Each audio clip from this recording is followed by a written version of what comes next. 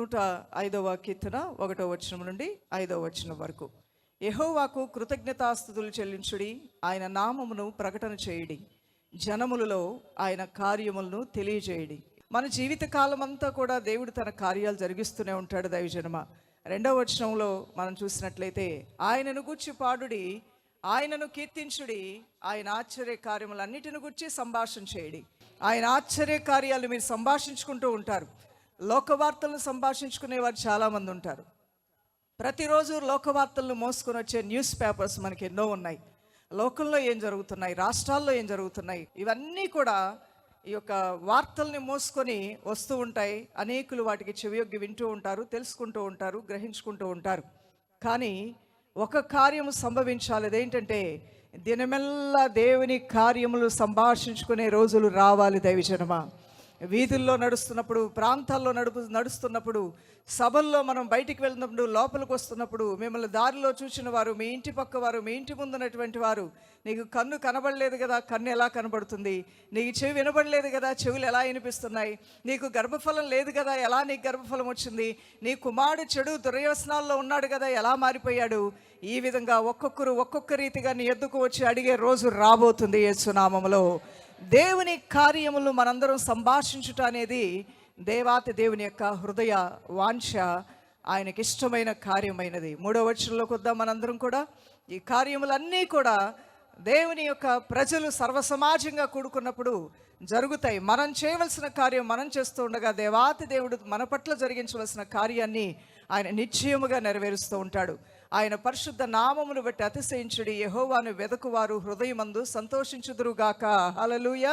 ప్రభు కార్యాలను వెతుకుతూ ఉన్నప్పుడు ఏం దొరుకుతుందంటే సంతోషము, ఆనందమే ప్రభు అయిన దేవుడు మనకు అనుగ్రహిస్తాడు. ఏమున్నా లేకపోయినా, హబక్కుకు భక్తుడు అంటాడు, సాలలో పశువులున్నా లేకపోయినా, ద్రాక్ష చెట్లు ఫలించినా ఫలించకపోయినా, ఇంకేమున్నా లేకపోయినా నా దేవునిలో నేను సంతోషించి ఆనందిస్తానని తెలియజేశాడు. ఈరోజు కూడా అదే తీర్మానం మనం కలిగి ఉందాం. ఏదో ఉందని ఆనందించడం కాదు, ఏదో లేదని సణుక్కోవటం కాదు. ఈ రెండు విషయాల్ని కూడా మనం దాటాలి. ఇవి అంత త్వరగా బయటికి రావటం, చెప్పగానే మేము, వినగానే మీరు, ఇది సాధ్యమైపోయే పని కాదు. కానీ దినదినము కూడా ప్రభువుతో నడుస్తూ నువ్వు అభ్యాసం చేసుకొని సాధన చేసుకున్నప్పుడు తప్పకుండా ఈ రెండు బలహీనతలతో కూడా నువ్వు జయించగలుగుతావు. ఆయన కృపలో నువ్వు వర్ధిల్లి స్థిరపరచబడతావు. 4వ వచనం కూడా మనం త్వరగా చదువుకుందాం. యెహోవాను వెదకుడి, ఆయన బలమును వెదకుడి, ఆయన సన్నిధిని నిత్యము కూడా వెదకుడి. 5వ వచనం కూడా మనం చదువుకుందాం. ఆయన దాసుడైన అబ్రహాము పరిశుద్ధులారా, ఆయన దాసుడైన అబ్రహాము వంశస్థులారా, ఆయన ఏర్పరచుకున్న యాకోబు సంతతి వారులారా, ఆయన చేసిన ఆశ్చర్య కార్యములను జ్ఞాపకం చేసుకొనుడి. ఈ రోజున ఒక అద్భుత కార్యం మీ జీవితాల్లో జరగాలి అంటే గత కాలంలో దేవుడు చేసినటువంటి గొప్ప కార్యములను, ఆశ్చర్య కార్యములను జ్ఞాపకం చేసుకోండి. మహా గొప్ప కార్యాలని ప్రభు అయిన దేవుడు చేయబోతున్నాడు.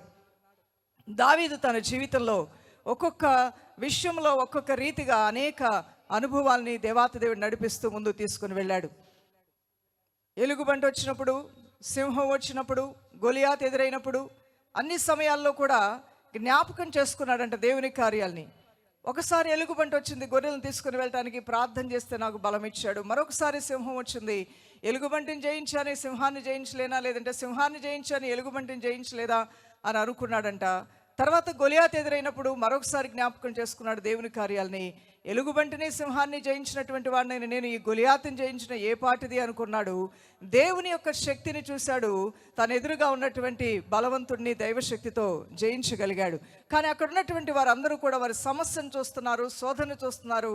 తమకున్నటువంటి స్థితి కన్నా సమస్యకున్న స్థితిని గురించి ఎక్కువగా మాట్లాడుకోవటం వలన విశ్వాసములో వాళ్ళు బలహీనలైపోయారు. వారు ఏ కార్యాన్ని దేవుని యొద్ద నుంచి పొందలేకపోయారు.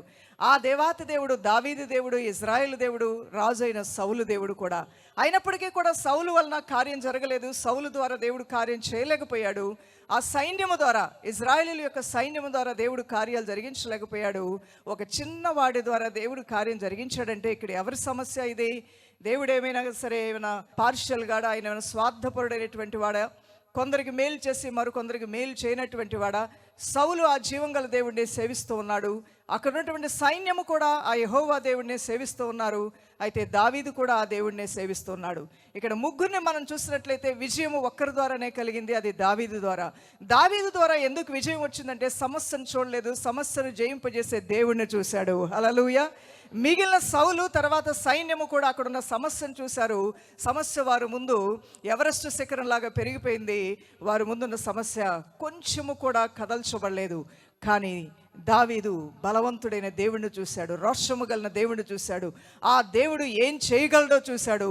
వెంటనే అక్కడ పటాపంచలైపోయింది సమస్య. దైవజనమా, అనేకమైన సమయాల్లో నేను సంఘాలతో మాట్లాడుతూ ఉంటాను, నాతో నేను మాట్లాడుకుంటూ ఉంటాను, నా అంతరంగముతో నేను మాట్లాడుకుంటూ ఉంటాను, మేము సంభాషించుకుంటూ ఉంటాం కుటుంబంగా.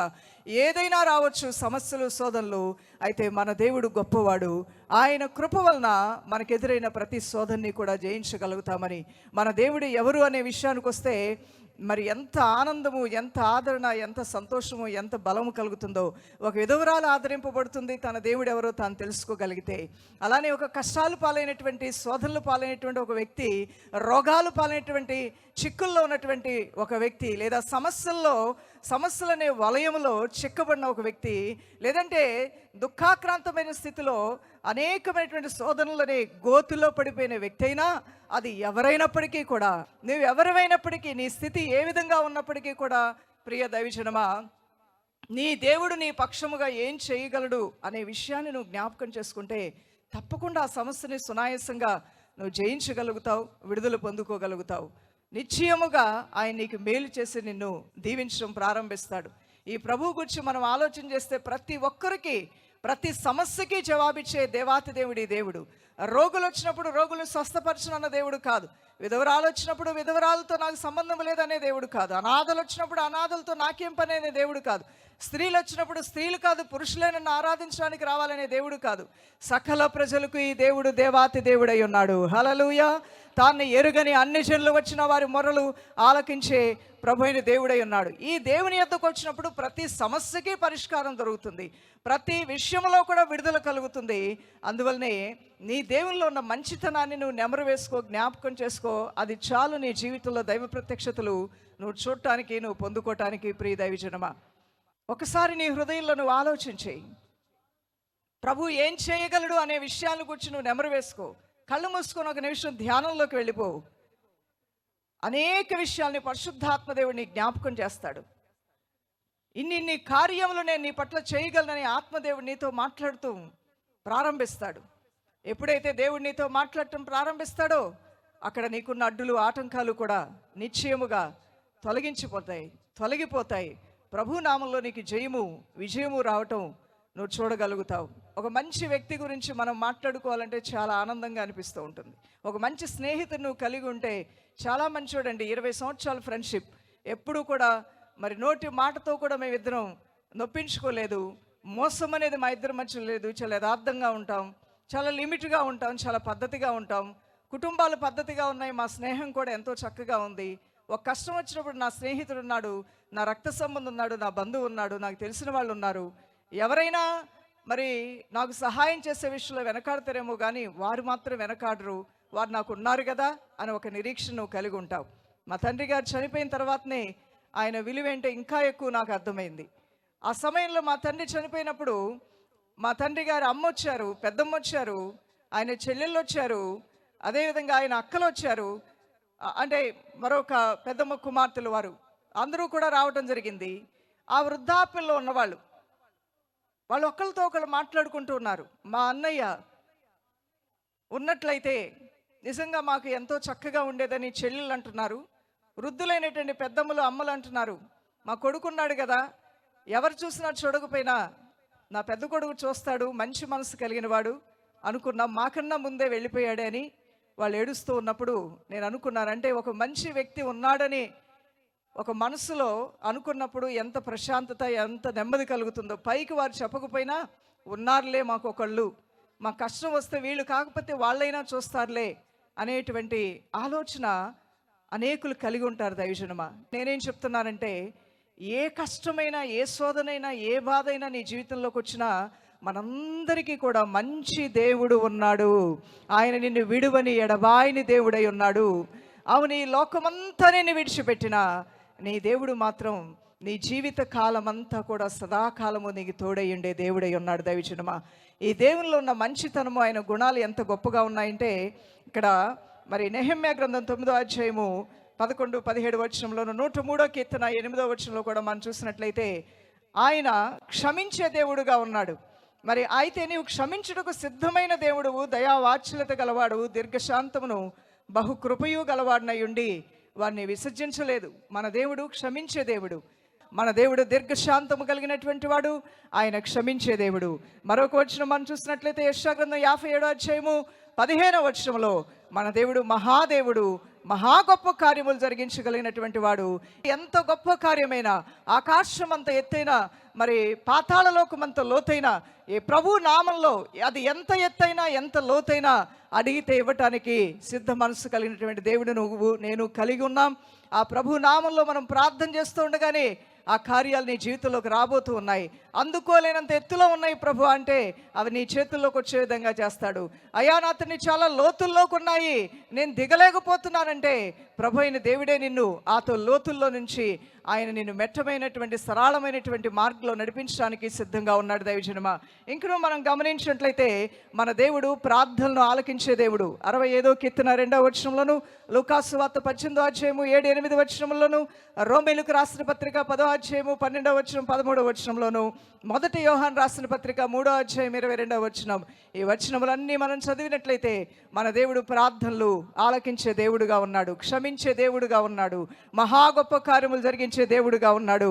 అలానే 147వ కీర్తన 3వ వచనంలో మనం చూసినట్లయితే గుండె చెదిరినటువంటి వారిని, విరిగి నలిగిన హృదయం కలిగిన వారిని ఆదరించే దేవుడుగా ఉన్నాడు. హల్లెలూయా.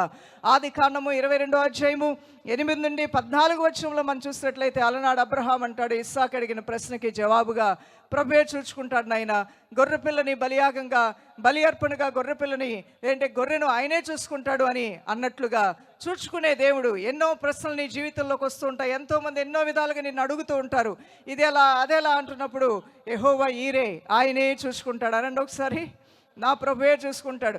మీ పిల్లలకి ఇంకా పెళ్ళి అవ్వలేదంటే దేవుడు చూసుకుంటాడు. ఇంకా మీ జీవితంలో మరి ఇంత వయసు వచ్చింది, రిటైర్మెంట్ అయిపోయారు, ఇంకా ఇల్లు కట్టలేదంటే యెహోవా ఈరే, దేవుడే చూసుకుంటాడు. అబ్రహాం అన్నాడంట, ఇస్సాకు అడిగిన ప్రశ్నకి జవాబుగా ఆయనే చూసుకుంటాడనంట. చూసుకున్నాడా లేదా దేవుడు?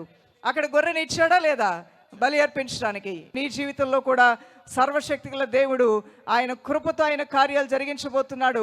దేవుడే చూసుకొనుగాక. నీ కార్యములన్నీ ప్రభువైన దేవుడే సిద్ధింపజేయునుగాక. నీ హృదయ వాంఛలన్నీ ప్రభువైన దేవుడే నెరవేర్చునుగాక. హల్లెలూయా.